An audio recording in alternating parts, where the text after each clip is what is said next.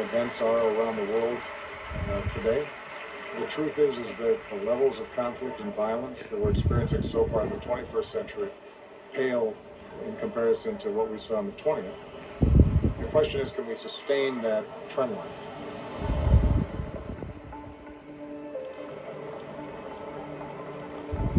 The world won't necessarily see it, but in this week of intensified diplomacy, we have done a lot. The UN General Assembly is, Secretary sometimes jokingly refers to it as diplomatic speed dating.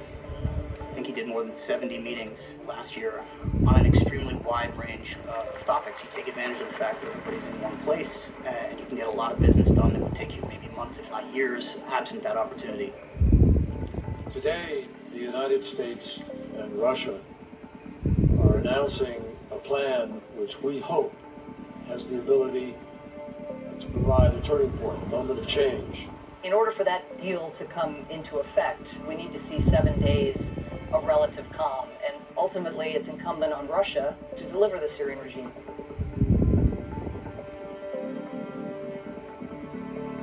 I'm here today. I called this summit to assist the world's displaced people and refugees. 65 million displaced people, more than at any time since World War II, stands out as the sort of iconic example of the international system not delivering. So he's decided to try to use his last General Assembly to mobilize commitments. Today's commitment means that we're going to be creating employment opportunities for more than 220,000 refugees. There's been no end to the opportunities to probe and push and cajole. In Colombia, we helped sign a peace treaty that brings to end the longest conflict in the hemisphere. We were able to get over the threshold of 55 nations signing up for the Global Climate Change Agreement of Paris. We got a pacifier that fell and could pose a danger to the president. There you go. We had bilateral meetings today with the Prime Minister of Iraq, which is very positive, and also the Premier of China. We had a trilateral with Japan and worked through North Korea, the nuclear testing. Over the weekend, I read a story that referred to the U.S.-Russia plan as, quote, flawed and full of caveats. Flawed compared to what? Compared to nothing?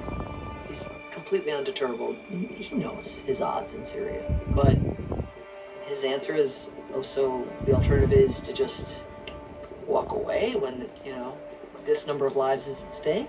I've got to try. I've got to see what we can do here and use the time we have.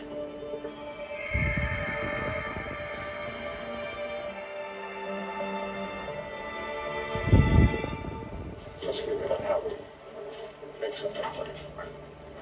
And I said, you guys have to think about grounding us tomorrow. That's it. And then after a few days, maybe we can think about opening the gym. You can't make this thing out of nothing. American warplanes bombed the Syrian army by mistake. Mr. Secretary, the Syrian military is saying the 7-day ceasefire is over. It'd be good if they didn't talk first to the press, but if they talked to the people who are actually negotiating this. It's just so frustrating because we really had an agreement that could have worked.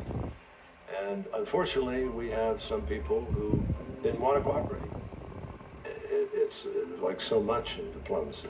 If a country wants to do something, you just can't sometimes get them to shift gears.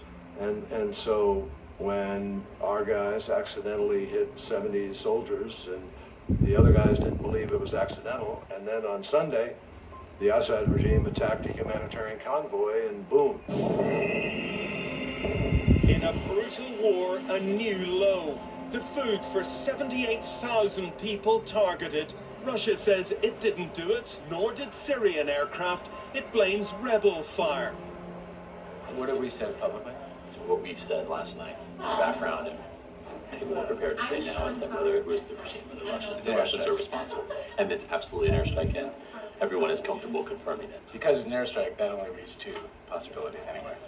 And DoD was very firm that it was not any sort of U.S. operation or coalition operation. And so what are we saying about then the future of the agreement? So while it's suffered a serious blow.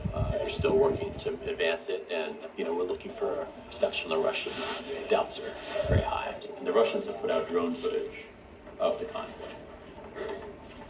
And Just to like make clear to everybody. they're saying that the opposition must have taken action to strike that convoy that This was is fucking sick even by their senators, yeah. There are no consequences for anybody for bombing this convoy, are there? Right. Condemnation of the international community. Yeah. Yeah. Russians seem to care deeply about that. Yes. Yes.